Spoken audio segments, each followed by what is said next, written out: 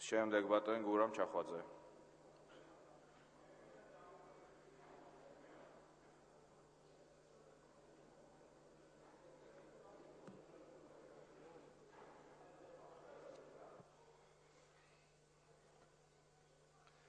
ბატონო პრეზიდენტო, ბატონო პარლამენტის თავმჯდომარე, პატივცემულო საზოგადოება, თავიდანვე მინდა აღვნიშნო, რომ ედპ ხელისუფლების საქმიანობაში ხედავს როგორც დადებით, ასევე უარყოფით მხარეებს. შეიძლება ითქვას, ჩვენ საქმე გვაქვს ორ საქართველოსთან. სამწუხაროდ წარმატებულის გვერდით არის მეორე წარუმატებელი საქართველო. შეშფოთების საფუძველი საკმარისზე მეტია. უმუშევრობისა და სიღარიბის ისედაც მძიმე ფონზე, სურსათზე, კომუნალურ გადასახადებზე, ნედლეულზე ფასების მატება სოციალური არასტაბილურობის რეალურ ნიადაგს ქმნის, საიდანაც პოლიტიკურ არეულობამდე ერთი ხელის გაწვდომა. არც ერთ სახელმწიფოებრივად მოაზროვნე პოლიტიკოს არ შეიძლება გაუჩნდეს სურვილი პოლიტიკური ქაოსის. ამიტომაა ედპ-ისთვის მიუღებელია ლოზუნგი, რაც უფრო ცუდათაა საქმე მით უკეთესია, ამიტომ ვართ ეროვნულ დემოკრატები პრინციპულად წინააღმდეგი როგორც პოლიტიკური რადიკალიზმის, ისე პოპულიზმის, მაგრამ ასევე სრული უპასუხისმგებლობა იქნება რეაქციის გარეშე დატოვო პრობლემები, რომლებიც ხელს უშლიან ქვეყნის განვითარებას და ქართული საზოგადოების კეთილდღეობას. ბატონო პრეზიდენტო, მე მთხოვეს კონკრეტული საკითხები მომეტანა თქვენთან. რუსთაველი მეტალურგები და ყოფილი მუსკომედიის თანამშრომლები წლების განმავლობაში დაგროვილი სახელმწიფო დავალიანების გასტუმრებას ითხოვენ. ქართველი მეზღვაურების სურვილია სახელმწიფომ ითაოს მათი უსაფრთხო დასაქმება. მაუდის ფაბრიკის აქციონერები შელახული უფლებების დაცვას ითხოვენ. ფოთის სასტუმრო აიეჩი განთავსებული დევნილები გაუსაძლის ყოფაზე ჩივიან და რომელი ერთი. ბატონო პრეზიდენტო, ქვეყანაში, რომლის პირველი პირი თქვენ ბრძანდებით, უკმაყოფილო უფრო მეტია ვიდრე კმაყოფილი. დიდრები კიდევ უფრო მდიდრდებიან და ღარიბები კიდევ უფრო ღარიბდებიან. სამშობლოსათვის თავდადებას ფასი არ აქვს. წინა თაობებისადმი სახელმწიფოს პატივისცემა დაკარგულია. დევნილებს საცხოვრებელიდან იძულებით ასახლებენ. ეროვნული უბედურებაა, როცა მკურნალობისთვის სახლებს ყიდიან და ბანკის ვალებისთვის სახლებს უყიდიან, როცა ქვეყანაში დაკარგული თაობების ცნება ჩნდება.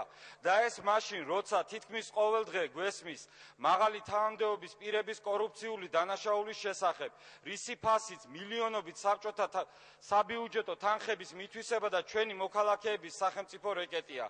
კარგია, როცა ასეთ ადამიანებს პასუხს ვაგებინებთ, მაგრამ ცუდია, როცა ამ დანაშაულის სახელმწიფო პრევენცია არ არსებობს. ეროვნულ დემოკრატები სრული პასუხისმგებლობით ვაცხადებთ. რუსეთთან ერთად ქართული სახელმწიფოს ნომერ პირველი მტერი ქვეყანაში არსებული სოციალური უთანასწორობა და ელიტარული კორუფცია. ამის ძირითადი მიზეზი ხელისუფლებაა. უნდა ვაღიაროთ, რომ მთავრობის პოლიტიკამ სასურსათო უსაფრთხოების, საშუალო ფენის ჩამოყალიბების, სოციალური რისკებისაგან მოსახლეობის დაცვის მიმართულებით სერიოზული მარცხი განიცადა. ქვეყანა რეალურად დადგა სოციალური კოლაფსის წინაშე. სოციალური უთანასწორობა და ელიტარული კორუფცია აღიარებული უნდა იქნას ნაციონალური მნიშვნელობის პრობლემად, რომლის მოგვარება ვერ დაელოდება მომავალ საპარლამენტო და საპრეზიდენტო არჩევნებს. ოპოზიციის ვალია უმრავლესობასთან მწვავე კრიტიკაში, მაგრამ მასთან ერთად იზრუნოს პრობლემების მოგვარებისთვის. ბატონო პრეზიდენტო, თუ ჩვენ შევძელი და მივიღეთ პროგრესული კონსტიტუცია, თუ შესაძლებელია მოახდინო პოლიციის რეფორმირება და დააგო გზები, თუ შესაძლებელია აწარმოო პრინციპული საგარეო პოლიტიკა, მაშინ რატომ არ შეიძლება იგივე პოლიტიკური ნების გამოვლინება სოციალური უთანასწორობის და ელიტარული კორუფციის დასამარცხებლად. პოლიტიკოსებს ყოველთვის გვინდა მოქალაქეები პატივისცემით გვეპყრობოდნენ, მაგრამ უნდა გვახსოვდეთ, რომ იგივე პატივისცემით უნდა მოვექცეთ მათ. ამას ვკარნახობს ქრისტიანული რწმენა. დარწმუნებული ვარ, ჩვენ მივადექით იმ ზღვას, როცა საჭიროა სერიოზულად დავფიქრდეთ სოციალური უსაფრთხოების ახალ არქიტექტურაზე, რაც გულისხმობს უმუშევრობის დაზღვევის, ჯანდაცვისა და საპენსიო სადაზღვეო სისტემების ჩამოყალიბებას. დროის მოთხოვნაა მივხვდეთ აგრარული რეფორმის აუცილებლობას. ქართულ სოფელს როგორც არაზროს ისე ჭირდება სახელმწიფო მხარდაჭერა, ისე როგორც ამას აკეთებს ცივილიზებული ქვეყნები. იქნება ეს ახალი ტექნოლოგიები, საბიუჯეტო სუბსიდირება თუ სადაზღვეო და კოოპერაციული სისტემები. მსოფლიო ეკონომიკური ფორუმის რეიტინგით საქართველო ანტიმონოპოლიური პოლიტიკის ეფექტიანობის მიხედვით ერთ-ერთ ბოლო ადგილზეა. ასე რომ ეკონომიკაში სამართლიანი კონკურენტული გარემოს, კერძოდ ევროპული ანტიმონოპოლიური კანონმდებლობის შემოღება უფრო აქტუალური ხდება. ისევე როგორც მცირე ბიზნესისადმი ინსტიტუციონალური, საგადასახადო და ფინანსური მხარდაჭერის გაძლიერება. ბატონო პრეზიდენტო, ამას წინ თქვენ აღნიშნეთ, რომ გინდათ საქართველო გაიყვანოთ სამშვიდობოზე. კეთილშობილური მიზანია და ჩვენც ეს გვინდა. ამიტომ მოგიწოდებთ ეროვნულ დემოკრატები შეცვალეთ კურსი იმ სფეროებში, სადაც ჩავარდნაა, რადგან ჩვენი შანსი სამშვიდობოზე გასვლის პოლიტიკურად, სოციალურად და ეკონომიკურად წარმატებული საქართველოა. ჩვენი ვალია არ დაგვავიწყდეს 30 წამი დაასრულოს. მადლობთ. ჩვენი ვალია არ დაგვავიწყდეს, რა დიდმა ილიამ გვიანდერძა. მოძრაობა და მარტო მოძრაობა არის ქვეყნის ღონისა და სიცოცხლის მომცემი. ღმერთმა ძალა არ მოგვაკლოს ამ გზაზე სავლელად. მადლობთ. ბატონ გურამ, ერთი წუთით მინდა გამოვიყენო, რომ შემიძლია და ცოტა დებატების წარმოება. ძალიან დიდ პარტიებს ხსენებთ და მართლაც ბევრი ნიშანდობლივი იყო თქვენ გამოსვლაში და საინტერესო ერთადერთი და კრიტიკასაც რაღაცას ვიღებ, მაგრამ რამ ერთი 9-ჯერ დავთვალე ახსენეთ ელიტური კორუფცია. მე როცა ვიყავი შევარდნაძის მთავრობაში, მივედი, თქვი რომ აი შენ ახალ კორუმპირებული, შენ ახალ კორუმპირებული, შენ ახალ აი შენი სახლები, აი შენ ამ დარბაზში არის საქართველოს პოლიტიკური ელიტა.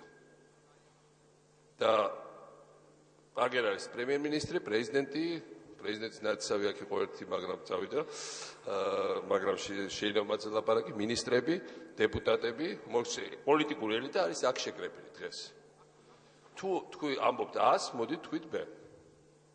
ელიტარული კორუფცია. ვინ არის ამ ხალხში კორუმპირებული? მინდა მართლა მაინტერესებს. მე სიამოვნებით თუ ჩემზე გაქვთ რამე ინფორმაცია თქვით, ჩემ ნაცემზე თქვით, თუ აგერ ნიკა გილაურზე გაქვთ თქვით, დათო ტყეშელაშვილზე, რა ვიცი კოლეგებზე, მართლა მე ამას სერიოზულად ვამბობ, მე ვერ მივიღებ ზოგადად ბრალდებას. მე როცა ვამბობდი.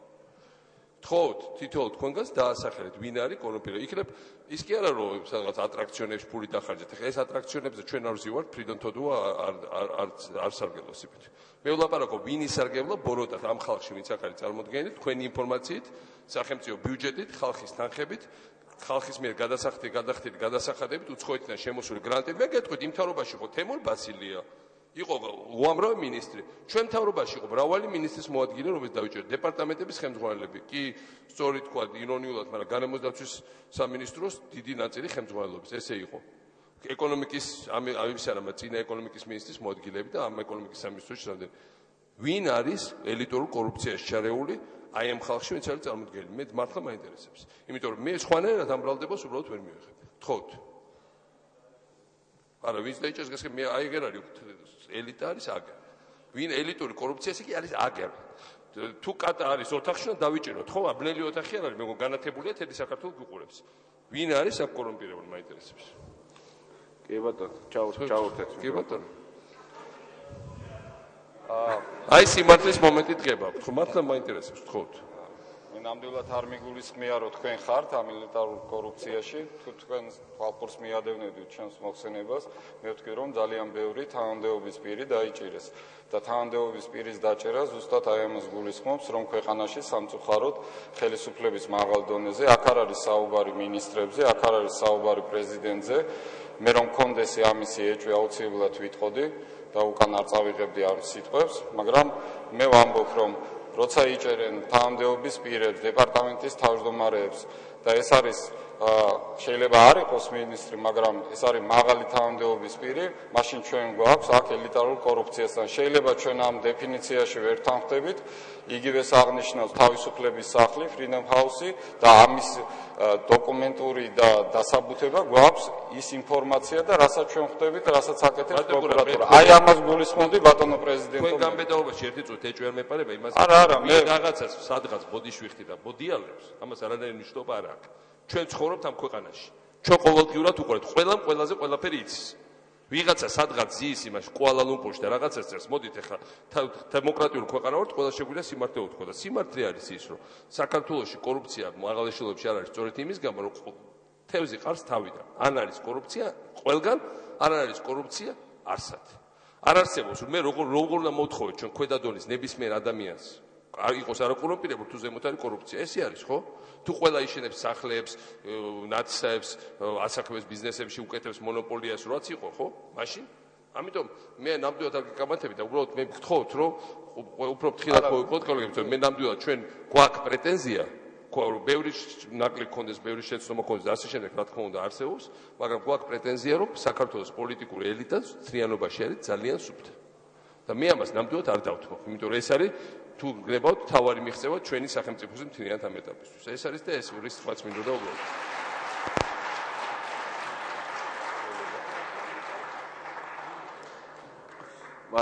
მადლობთ ბატონ გურამ. ბოდიშ გიხდით მე ნამდვილად არ მინდოდა თქვენი უხერხემლო ჩაყენება უბრალოდ.